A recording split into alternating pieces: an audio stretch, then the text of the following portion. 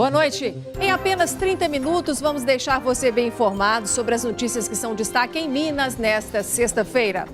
Barbeiro foi baleado ao reagir a um assalto hoje em Belo Horizonte e 2 crianças saíam do salão na hora do crime e por pouco não foram atingidas. Jovem que combinou viagem com um desconhecido pelo WhatsApp e que teria sido morta pelo caroneiro foi asfixiada e arrastada por cerca de 30 metros. A informação foi confirmada nesta sexta-feira pela polícia.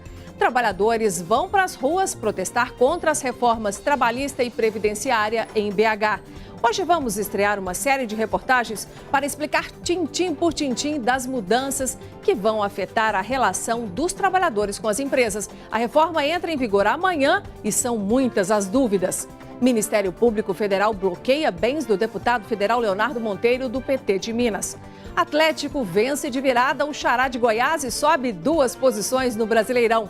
E na série Todos contra o Aedes, vamos falar sobre a chikungunya, uma doença que é transmitida pelo mesmo mosquito da dengue.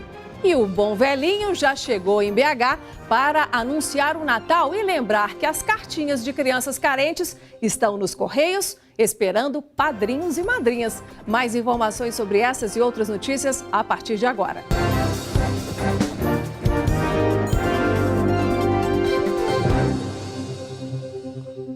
Amanhã foi marcada por manifestações contra a reforma trabalhista e da Previdência aqui em BH.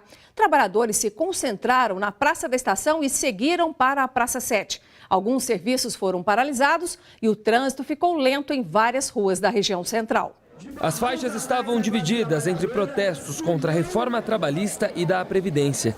Vários sindicatos participaram de um ato nacional que em Belo Horizonte começou na Praça da Estação. A reforma da Previdência nós consideramos injusta e nós entendemos que essa discussão ela deve ser feita no futuro, não num fim de governo e num momento de crise econômica. Para a presidente da CUT, Central Única dos Trabalhadores de Minas Gerais, as reformas propostas representam um retrocesso. A reforma da Previdência retira o direito das pessoas de se aposentarem. É isso que as pessoas precisam compreender. Cria regras de forma que as pessoas não consigam mais se aposentar. Representantes do Sindicato dos Professores também participaram. A terceirização, a privatização visa o interesse do Senado e da bancada dos deputados federais e do presidente, não nossa. Com o ato, algumas agências bancárias ficaram fechadas, como esta, que fica no centro da capital.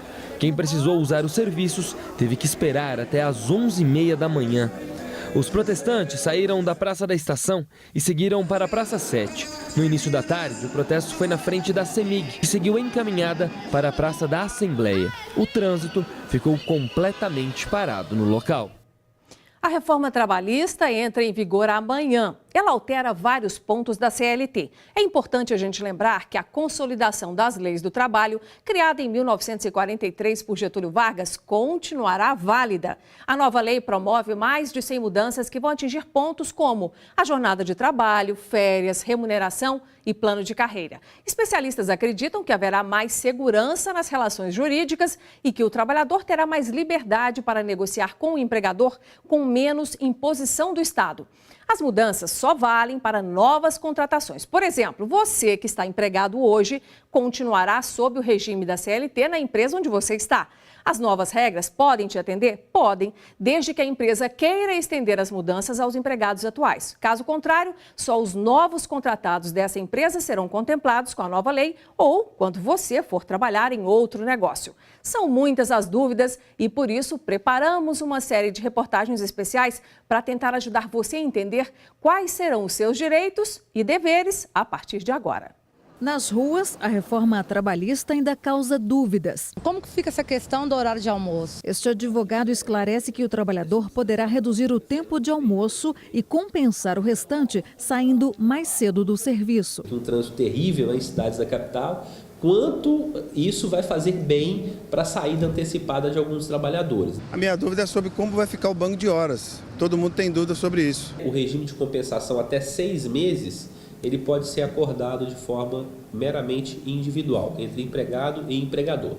Acima de 6 meses, ele tem que ser negociado coletivamente. O advogado chama atenção para o fim do imposto sindical obrigatório. Essa contribuição sindical ela vai ser paga se o empregado manifestar a sua vontade e o interesse de pagar essa contribuição. Os sindicatos que nada faziam para a categoria vão acabar se extinguindo, né? Como é que fica a questão do patrão e essa questão de você negociar diretamente com ele? O que for negociado entre os sindicatos e as empresas vai prevalecer sobre o legislado. E o mais importante, os artigos da CLT que foram modificados nesse sentido trazem o que pode e o que não pode ser negociado coletivamente. A minha dúvida é com relação ao trabalho em casa, né? Como é que vai ficar a partir de agora essa regulamentação? Vai ser assim, realmente uma grande revolução para o mundo do trabalho, a permissão dessa possibilidade de trabalhar de forma remota, né? Uma das premissas, né, do teletrabalho é que se utilize tecnologias de informação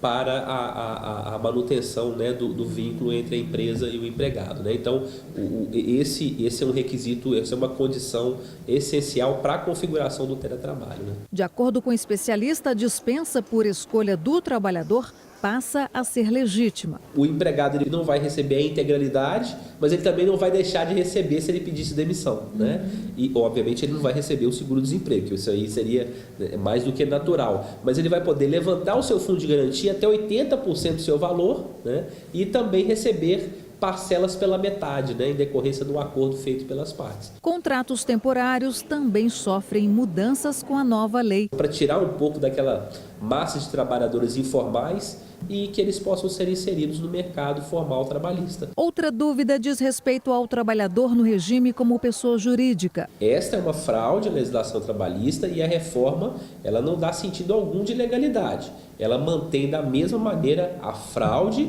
e a punição severa àquele que fraudar a legislação trabalhista. Todas as alterações valem para os contratos firmados a partir de 11 de novembro. Para os contratos anteriores, prevalece a legislação antiga. Mas caso exista interesse em alterar o contrato por ambas as partes, a mudança pode ocorrer desde que não prejudique o trabalhador. Essa reforma ela visa dar maior segurança jurídica nas relações de emprego, ela visa realmente a mostrar que o empregado ele pode ser, né, capaz de negociar também com o seu empregador, um relacionamento mais flexível, um relacionamento menos impositivo por parte do Estado. Só o tempo dirá realmente o que vai acontecer, mas eu tenho sido pelo menos um otimista, né, dessa reforma para poder capitalizar realmente o que a gente precisa, que é o emprego, que é a economia aquecida, né, que é segurança jurídica das relações trabalhistas.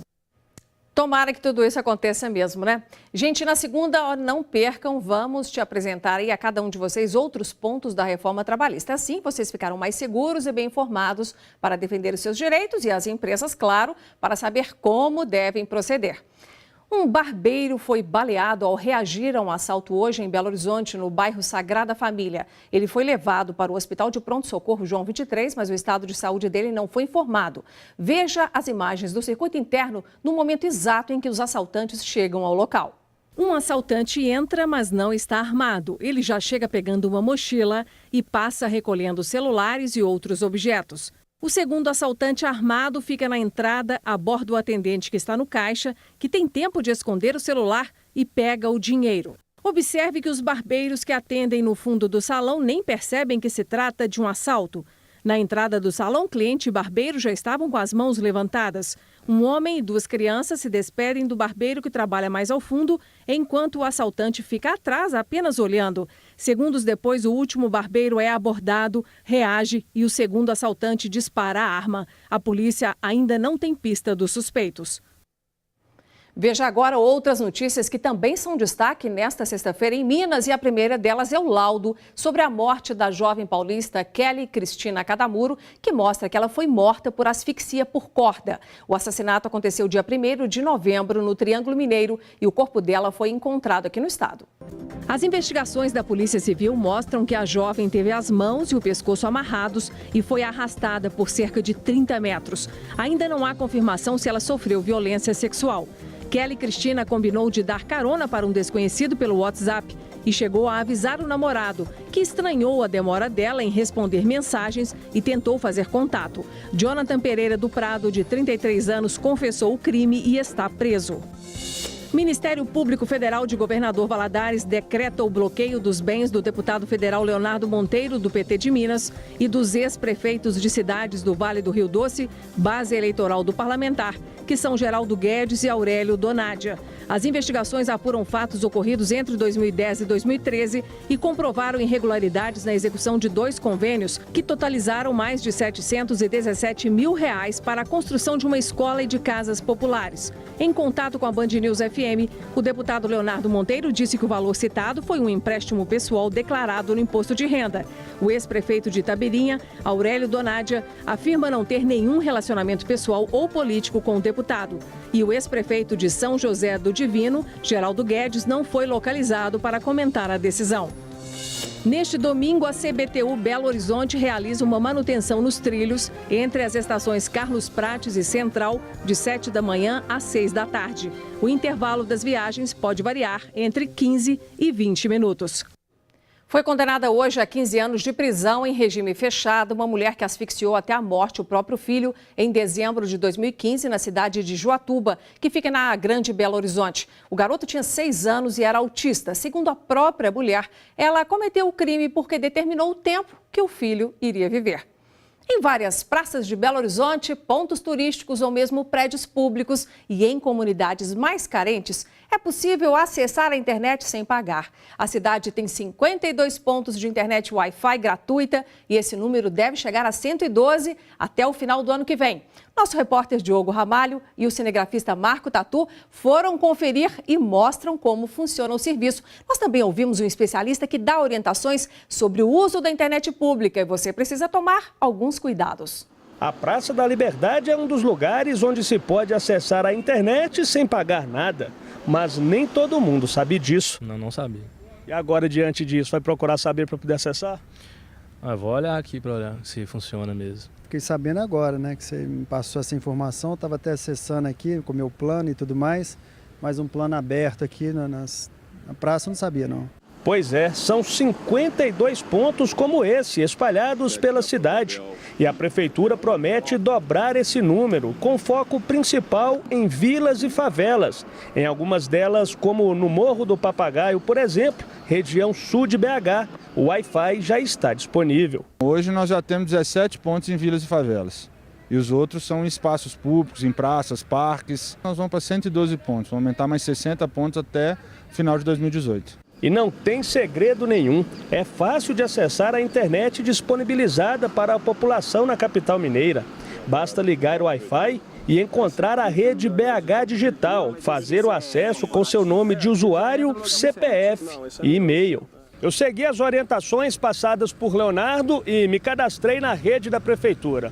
Agora vamos ligar o Wi-Fi e ver se funciona. Pronto. Conectado. Mas não é só relaxar e sair navegando por aí. Esse tipo de conexão pode representar riscos e te trazer sérios problemas. Evitar acessar sites que não sejam seguros. Como é que eu sei que um site é seguro? É só você olhar lá no link, no URL dele, se lá está escrito https://.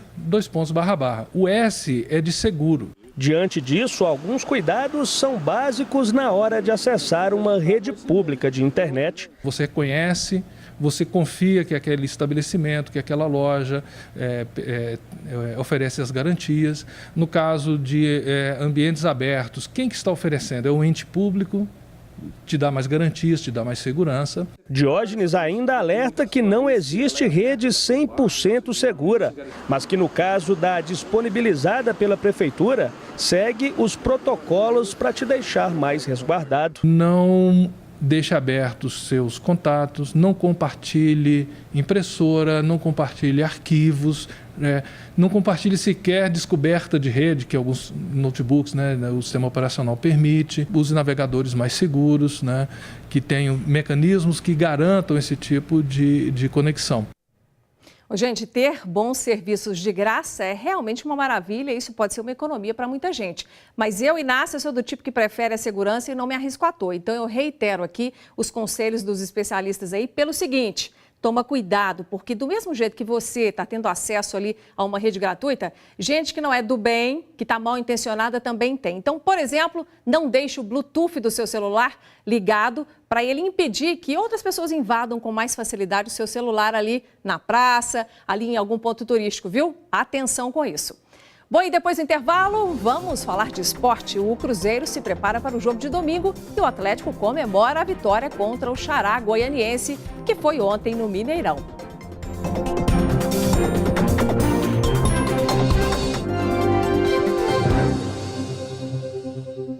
O Atlético venceu a partida de ontem contra o Xará Goianiense de virada, jogo que foi no Independência e não no Mineirão, como eu disse há pouco. Os gols foram de Fábio Santos, Luan e Fred. E o Galo terminou a partida aí em 3-2. Com a vitória, o time mineiro somou 45 pontos e ganhou 2 posições na tabela, chegando ao 10º lugar no Brasileirão, ainda com chances apertadas, mas de lutar pela Libertadores.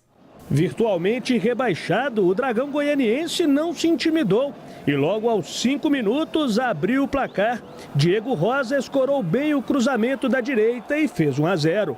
Aí começaram os protestos do torcedor alvinegro. Piorou quando o Fábio Santos perdeu esse gol.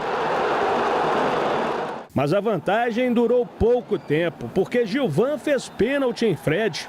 Aí sim, nisso o Fábio Santos é especialista. Deslocou o goleiro e deixou tudo igual. Na sequência, Léo Silva fez falta e recebeu cartão amarelo. Andrigo bateu mal, mas no rebote pegou muito bem. Bomba no canto sem chances para Vitor. Antes de começar o segundo tempo, um recado de Oswaldo de Oliveira. Tenho procurado mexer, não vou me vangloriar, puxar brasa para minha sardinha, mas eu tô aqui para isso, né? Graças a Deus que deu certo. E se deu certo, Luan, que entrou no lugar de Casares, completou o lateral de Marcos Rocha e empatou 2-2. O Atlético Goianiense sentiu o golpe e no ataque do Atlético da casa, Fred bateu cruzado e contou com a sorte. A bola desviou em Gilvan e morreu no fundo das redes. Com o Dragão sem forças para reagir, ficou nisso. 3-2 para o time mineiro. Para o Galo, o sonho da Libertadores 2018 continua vivo. O próximo compromisso é contra o Bahia, domingo, fora de casa. E o técnico Oswaldo de Oliveira terá que mexer na equipe. Léo Silva, Adilson e Fred irão cumprir suspensão automática. Alguns jogadores eu já tinha mesmo a intenção de trocar. É interessante, eu não gosto de tirar, de quebrar a equipe quando está em desenvolvimento. Mas com essa sequência, e já no mês de novembro acabando, né, pode ser até interessante para nós entrar com um sangue novo, né? O Cruzeiro, que vem de uma derrota para o Flamengo na última terça-feira, encara outra equipe carioca neste domingo, o Fluminense. O jogo será no Mineirão, às 19h. E o Atlético, que está aí na luta por uma vaga na Libertadores, também joga no domingo, pega o Bahia fora de casa, às 18h. A chikungunya é nova no Brasil. Essa doença chegou por aqui há cerca de 3 anos e tem mantido os serviços de saúde em alerta. E você sabe, né? O mesmo mosquito Aedes da dengue é o que causa chikungunya. E esse é o tema da reportagem de hoje da série Todos contra o Aedes. Você vai conhecer os sintomas dessa doença para ficar atento.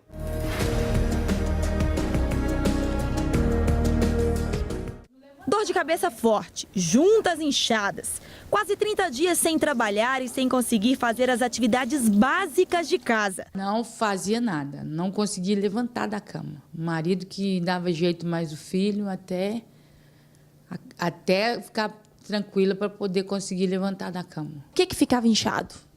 A junta das mãos, dos pés, joelho, tornozelo, os dedos dos pés. Parecendo grávida de 6 meses, quase ganhando neném. Vanilde foi diagnosticada com chikungunya em março deste ano. E na sequência, em abril, teve dengue.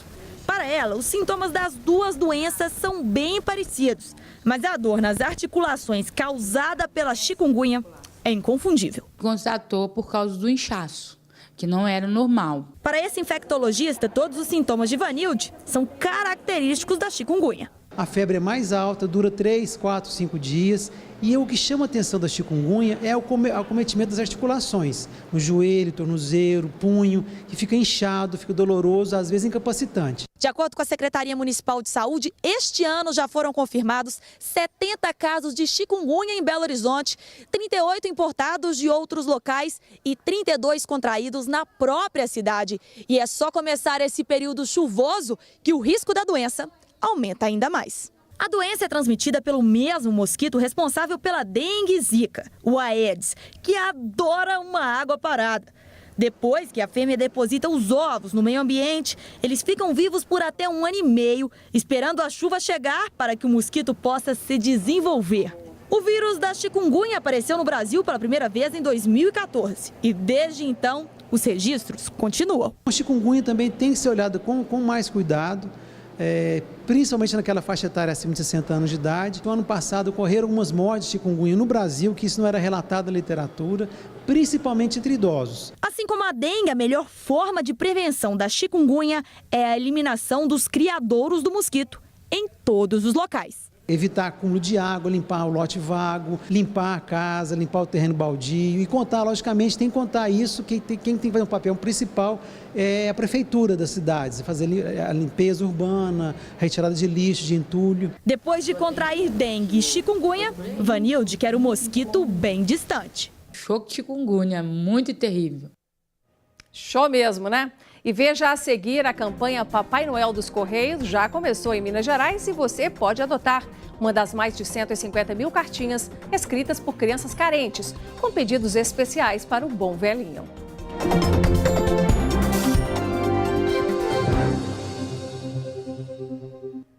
Entra ano e sai ano e o bom velhinho continua fazendo a alegria das crianças e alimentando a fantasia do Natal.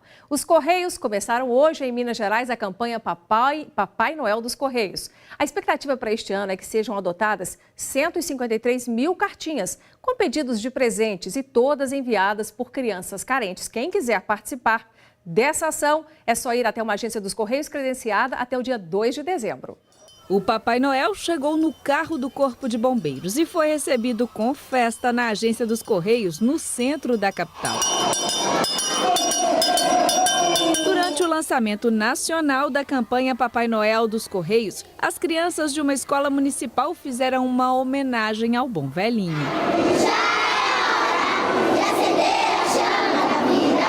O João Pedro fez um pedido inusitado este ano. Pedaço de pudim. E não é que o presente dele chegou antecipado? Papai Noel, para não gastar muito dinheiro, para nenhuma criança ficar sem presente, para ficar triste. A iniciativa acontece há 28 anos. No ano passado foram 70 mil apadrinhamentos. E a expectativa para este Natal é que 150 mil cartinhas sejam atendidas. Esse ano nós dobramos a quantidade de cartinhas, dobramos a quantidade de crianças participantes, de forma que a gente possa disponibilizar e atender um número maior de crianças aqui em Minas Gerais. A campanha contempla, além das cartas das crianças da sociedade que escrevem diretamente ao Papai Noel, estudantes de escolas públicas e também creches, abrigos, orfanatos e núcleos socioeducativos. As cartas ficam disponíveis apenas nas agências dos Correios. A pessoa interessada vem até uma agência dos Correios e então leva quantas cartinhas quiser para casa,